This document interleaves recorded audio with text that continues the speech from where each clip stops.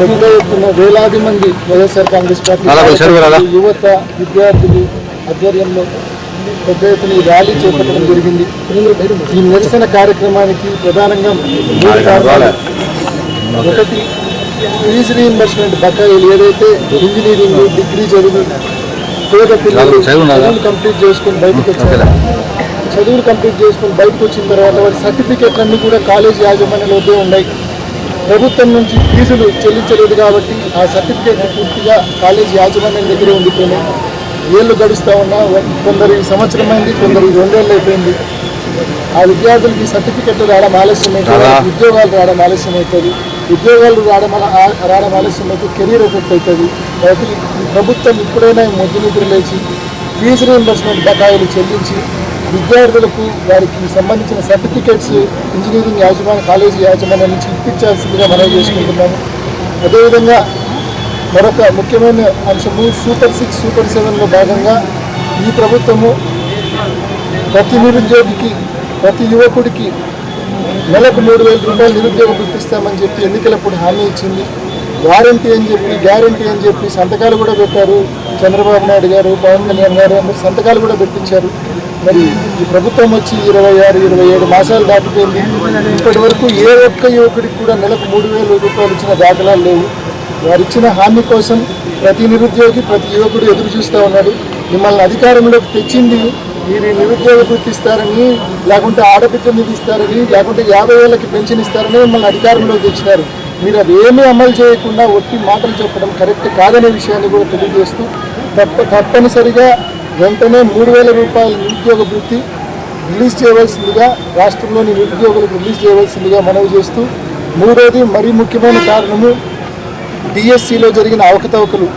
ఏదైతే మనం చూసినాం గడిచిన 2 మాసాలుగా వైఎస్ఆర్ కాంగ్రెస్ పార్టీ డిఎస్సిలో జరిగిన అక్రమాలపై రాష్ట్ర వ్యాప్తంగా 3,30,000 మంది డిఎస్సి అభ్యర్థులు ఎవరైతే పరీక్షలు రాశారో వారందరి గొంతుగా వైఎస్ఆర్ కాంగ్రెస్ పార్టీ గొంతుకై గడిచిన 2 మాసాలుగా దీంట్లో జరిగిన అవకతవకలన్నీ కూడా ప్రజల దృష్టికి తీసుకెళ్ళింది. అదేవిధంగా ప్రభుత్వాన్ని నిలదీసింది. అదేవిధంగా సిబిఐ ఎంక్వైరీ కావాలని చెప్పి గట్టిగా అడిగింది. ఇవాళ కూడా మేము గట్టిగా డిమాండ్ చేస్తూ ఉన్నాం.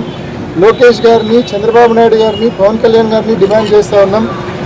డిఎస్సిలో ఇంత ఘోరంగా కండక్ట్ చేసిన డిఎస్సి ఎగ్జామ్ ఎప్పుడైనా ఉండిందా?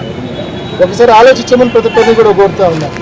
ఎస్సీఈఆర్టీ ఏదైతే డిఎస్సి క్వశ్చన్ పేపర్ తయారు చేస్తుందో ఆ ఎస్సీఈఆర్టీలో అవుట్ సోర్సింగ్ ఉద్యోగి నవీన్ అని ఎవరైతే పేపర్ అప్లోడ్ చేశారో, ఈ క్వశ్చన్ పేపర్ అప్లోడ్ చేశారో, ఆ అప్లోడ్ చేసిన వ్యక్తికి స్టేట్లో ఫస్ట్ ర్యాంక్ రావడం ఏంటి? ఆ ఫస్ట్ ర్యాంక్ వచ్చిన వ్యక్తి నిజంగా పేపర్ లీకేజ్ అయ్యి వచ్చి ఉంటే కన్నా వీళ్ళు ఉద్యోగం ఈ పాటికి ఇచ్చిండకూడదు.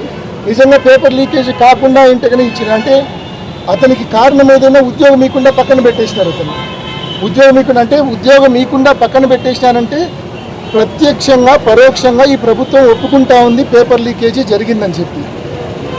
ఒకవేళ జరగకపోయి ఉంటే అతన్ని తీసుకుండాలి కదా ఉద్యోగంలోకి. పేపర్ లీకేజీ జరగకపోయింటే స్టేట్ ఫస్ట్ ర్యాంకర్నే పక్కన పెట్టిందంటే ఈ ప్రభుత్వం దాని అర్థమేమి? పేపర్ లీకేజీ జరిగిందని, పేపర్ లీకేజీ వలన అతను పరీక్ష రాసి ఉత్తీర్ణులైనాన్ని ప్రభుత్వం నమ్మింది కాబట్టే అతన్ని పక్కన పెట్టింది. మరి లీకేజీ జరిగిందని చెప్పి పరోక్షంగా ఈ ప్రభుత్వమే ఇంత గట్టిగా నిర్ధారణ చేస్తున్నప్పుడు పేపర్ లీకేజీ జరిగిందని, అవకతవకలు జరిగాయని ఎందుకు కానీ ఎంక్వైరీ కాల్ఫర్ చేయడం లేదు, ఎందుకు కానీ సిబిఐ ఎంక్వైరీ కాల్ఫర్ చేయడం లేదని చెప్పి క్వశ్చన్ చేస్తూ ఉన్నాం.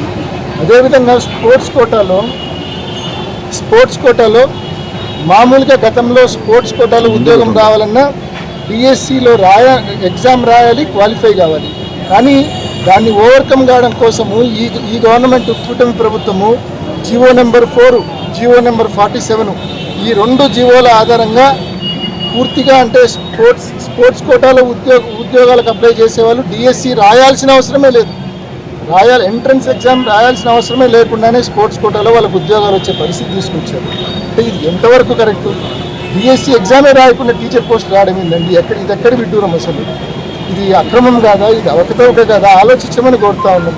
ఈ మాదిరి జూడో అంటారు, బాల్ బ్యాడ్మింటన్ అంటారు, సాఫ్ట్ బాల్ అంటారు, పెద్దగా ప్రాచుర్యంలో లేని స్పోర్ట్స్ అన్నీ తీసుకొని వచ్చి పెద్ద ఎత్తున మళ్ళీ జూడో స్టేట్ అధ్యక్షుడు ఎవరంటే Koonam Ravi, ball badminton, soft ball ఎవరంటే ఈయన భరత్, లోకేష్ తోడల్లుడు వీళ్ళే సర్టిఫికేట్ ఇష్యూ చేస్తారు స్పోర్ట్స్ కోటా కింద. ఆ సర్టిఫికేట్ వచ్చిన వాళ్ళకి వీళ్ళే మళ్ళీ డిఎస్సిలో పరీక్ష రాయకుండానే ఉద్యోగాలు ఇస్తారు.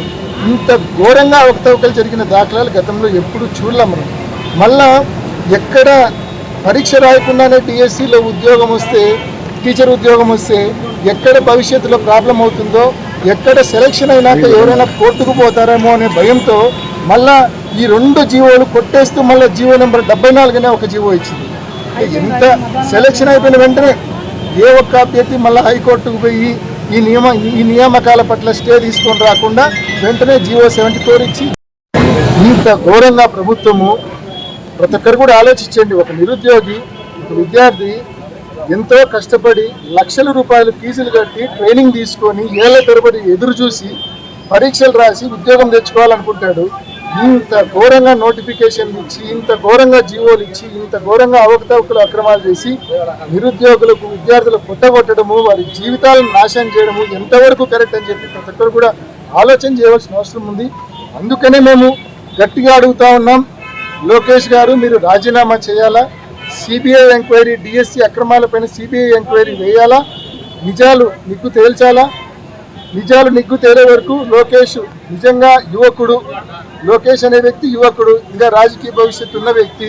లోకేష్ని మేము కోరుతా ఉన్నాం, నిజంగా నువ్వు కన్నా రాజీనామా చేసి నీ నిర్దోషిత్వాన్ని, నీ సచ్చీలతను నువ్వు నిరూపించుకోలేకపోతే నువ్వు ఒక చరిత్రహీనుడిగా, నువ్వు ఒక లీకు వీరుడిగా యువతకు, విద్యార్థులకు నువ్వు ఒక విలన్గా జీవితకాలం ఉండిపోతావు. కాబట్టి రాజీనామా చేయి, సిబిఐ ఎంక్వైరీ వేయండి, నీ సచ్చీలతను, నీ నిర్దోషిత్వాన్ని నిరూపించుకో లోకేష్ అని చెప్పి గట్టిగా డిమాండ్ చేస్తా ఉన్నాం.